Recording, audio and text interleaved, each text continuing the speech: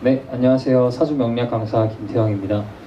저희가 지난 시간에는 청간의 합, 충, 그 다음에 지지의 합까지 했었고요. 지지 합의 종류, 육합, 방합, 삼합 이렇게 세 가지를 해봤습니다. 오늘 시간에는 지지의 충에 대해서 해보는 시간을 가질 텐데요. 지지의 충은 우리 지지의 합보다 훨씬 더 쉬우니까요. 너무 걱정하지 마시고 조금 편한 마음으로 설명 들어주셨으면 좋겠습니다. 자, 충의 작용.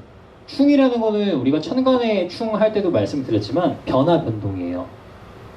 그다음 때로는 파괴, 뭐 아니면은 뭐 살상, 기존에 있던 걸 깨는 거 이런 것도 되지만 다른 의미로는 우리가 스파크가 좀 튀겨야 발동이 걸리고 차에 시동이 걸린다 이렇게 이해를 해주시면 너무 좋겠는데요. 자, 앞에 표를 보시면은 이 앞에 있는 사람이 두 손으로 OK를 하고 있어요. 현 상태가 좋대요. 그냥 난 이 정도 해도 좋아. 난 변화를 하고 싶지 않아.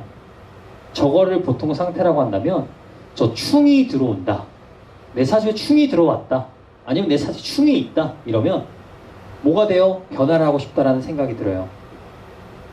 이게 내 사주 안에 있으면 본인이 수시로 역동성을 만들고 새로운 걸 하고 싶어 이런 마음이 될 거고, 운에서 충이 들어왔다라고 하면 우리 언니 결혼식 있어서 다이어트를 해야 되는데 내가 이제는 결혼을 해야 되니까 좀 몸 관리를 해야 되는데 이런 식으로 운에서 사건들이 타의적으로 많이 생길 거예요.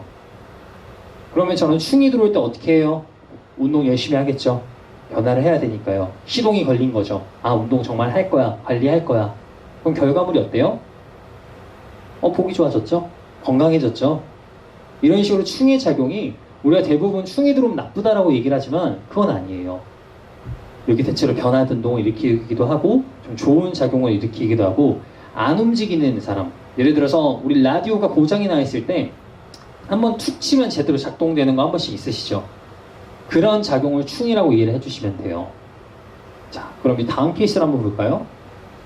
여기는 운동을 평소에 열심히 하던 사람이에요. 잘 작동을 하던 어떤 물건이라고 우리가 이해를 했을 때 잘 나오던 TV를 가서 우리가 주먹으로 세게 쾅 치면 어떻게 돼요? 안 나오죠. 고장나죠. 똑같습니다. 이렇게 뭔가 활동적인 사람들, 아니면 내가 기존에 일을 진행하고 있던 사람들한테 충이 들어와 버리면 변화 변동이었죠. 문제가 생겨버려요.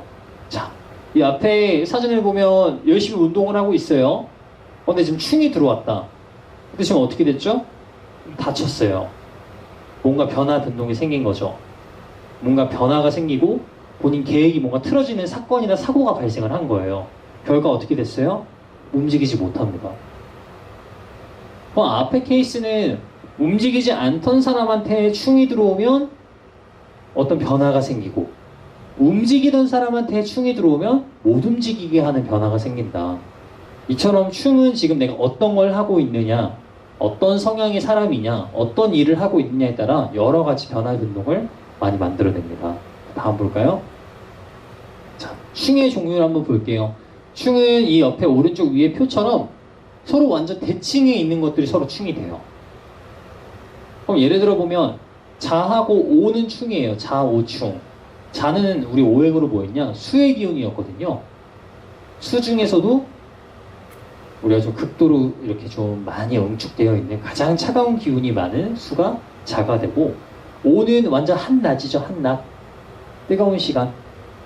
그러면 가장 차가운 기운과 가장 뜨거운 기운이 충을 한다. 이렇게 서로 대칭되는 기운, 서로 용납하지 않는 기운들이 서로 이렇게 충을 이루게 됩니다. 그러면 충은 동시에 파괴의 동작이며 동시에 충전과 재생의 작용을 하고, 충은 시작과 발동도 의미하고 변화와 변동도 만들어내고요. 움직임이 적은 사람들은 움직이게 되고, 움직임이 큰 사람들은 멈추게 되는 게 충의 작용입니다. 그래서 종류를 보면 총 몇 가지죠? 6가지가 있죠? 자오충, 충미충, 인신충, 묘유충, 진술충, 사해충, 이렇게 6가지가 있습니다. 자, 다음 볼까요? 자, 예시를 보시면 예시 1번 볼게요. 자, 자오충을 이루고 있죠. 자오충을 이루고 있는 사주예요. 자오충을 이루고 있는데, 저 자라는 게 뭘 의미하느냐? 밑에 인성 써져 있고 저 오 밑엔 상관, 식상이라는 거죠. 여기 보면 인성은 나한테서 공부예요. 그럼 이 사람은 공부를 하려고 할 때 뭐가 와서 자꾸 충을 하는 거예요? 상관이라는 글자가, 식상이라는 글자가 와서 야 공부 왜 움직여? 아 너 왜 가만히 응축돼 있어? 너 왜 깜깜하게 불 끄고 있어? 스탠드만 켜고 있어? 밖으로 나와 움직여. 공부를 방해하는 거예요. 그럼 또 반대로 그래 난 움직여야지, 돌아다녀야지, 활동해야지. 그럼 뭐가 와서 때려요? 이 자가 와서 때려요. 야 너 왜 돌아다녀? 방 안으로 들어와. 브레이크 잡아야지. 너 불 끄고 공부해야지. 이런 식으로 어떻게 보면은 자기가 좀 하고자 하는 일을 수시로 변화를 많이 시켜요. 그러다 보니까 삶에 있어서 역동성이 많다. 혹은 직업 전변이 많은 편이다. 이렇게 이해를 할 수가 있습니다. 왜? 충을 이루고 있으니까요. 어떨 때는 빨갛게 살았다가, 어떨 때는 깜깜하게 살았다가, 어떨 때는 시끄러웠다가, 어떨 때는 조용했다가, 이런 두 가지 양상이 이 충으로 인해서 많이 나타나는 사주가 예시 1번이 됩니다. 그럼 예시 2번 볼게요. 예시 2번 같은 경우에는 원래 내 사주만 놓고 보면 충이 없어요. 근데 내 바로 발 밑에, 내 기토 바로 밑에 미토가 앉아있는데 내년 2021년도가 신축년입니다. 저 오른편에 써져 있듯이요. 신축년. 이 사주를 갖고 있는 사람한테 내년 운이 오면 충이 일어나죠. 충이 일어난다. 운에서 충을 일으키는 건데, 저 미토라는 거는 내 바로 발 밑에 있죠. 저거는 내 거주 환경이에요.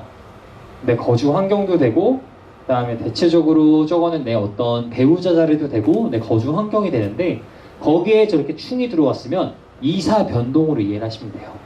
이사, 혹은 개업, 혹은 폐업, 아니면 본인의 생활의 변화. 낮에 일하던 사람은 밤에 일을 하게 되고, 밤에 일을 하던 사람은 낮에 일을 하게 되고, 이런 식으로 변화 변동이 들어온다, 이렇게 이해를 해주시면 돼요.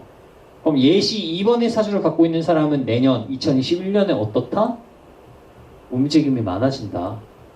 변화 변동이 많다. 활동적으로 돌아다니는 사건이나 예상치 못했던 일들이 주로 많이 나타난다, 이렇게 보실 수가 있습니다. 자, 그 다음 형살이라는 게 있어요. 형살. 형살은 뭐냐? 이 오른쪽 표처럼 불이 좀 맞질 않아요. 맞지가 않아요. 뭔가 좀 뒤틀려 있죠. 맞지 않는 걸 깎아내고 수정하고 살을 붙여내서 그 용도를 달성하는 걸 우리가 형살이라고 얘기를 하는데요. 이 형살의 종류는 삼형살, 인사신 형살, 축술미 형살, 이렇게 두 가지가 있고, 다음 자형살이라 그래서 자묘 형살, 진진 형살, 오오 형살, 유유 형살, 해해 형살이 있습니다. 자형은 좀 자기들끼리 스스로 형살한다, 스스로 삭감한다, 스스로 희생한다의 요소가 되고요. 이 사명이라는 거는 내가 의도하지 않았던 타의적인 요소나 외부적인 자극으로도 변화가 많이 일어나는 요소가 사명살이 됩니다. 예시 한번 볼까요? 자, 깎고 다듬고 아니면은 정비하고 다시 수정을 한다는 작용은 우리가 봤을 때 형벌도 돼요. 그래서 나이가 좀 있는 사주 보시는 분들은 사주 안에 저런 형살이 드러나 있으면 야, 너 이거 형벌 받는데? 너 이거 관제 구설 나타나겠는데? 이렇게 얘기를 많이 하셨을 거예요. 근데 굳이 그것만이 아니라 그냥 개인 정비 같은 것도 돼요. 아, 내년에는 너가 사주에 형살이 드니까, 인사신 형살이 드니까, 축술미 형살이 들어오니까 내년 운에는 기존에 있던 거 좀 양보하기도 하고 희생하기도 하고 좀 기존에 있던 거 좀 다듬어야겠는데, 8시간 잤으면 내년은 좀 6시간만 자야겠는데, 이런 것들을 의미합니다. 그 다음에 수술도 되죠. 근데 수술수라 해서 무서워하실 게 없는 게, 형살이라는 거는 결과적으로 그 용도가 아름다워지는 거예요. 용도를 달성하는 거예요. 안 맞던 거를 고치는 수술이니까, 기존에 어깨가 너무 안 좋았어, 난 이가 너무 안 좋았어, 이런 것들을 다듬을 수 있는 게 이 형살이 들어왔을 때 그럼 시술이나 수술 등 다듬는 작용이 가능해진다. 그래서 우리가 사주를 좀 해석하고 할 때 너무 부정적으로만 해석을 하실 필요가 없고요. 그거에 대한 좀 예시 하나, 샘플 하나 볼게요. 자, 이 사주는 지금 인사신 형살을 이루고 있죠.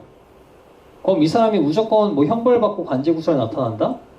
아니에요. 오히려 저는 형벌을 다룰 수 있는 사주가 된다. 판사가 될 수도 있을 거고요. 아니면 직장 내에서도 뭔가 일어서 앉아 할 수 있는 거 있죠? 군인도 될 거고 경찰도 될 거고요.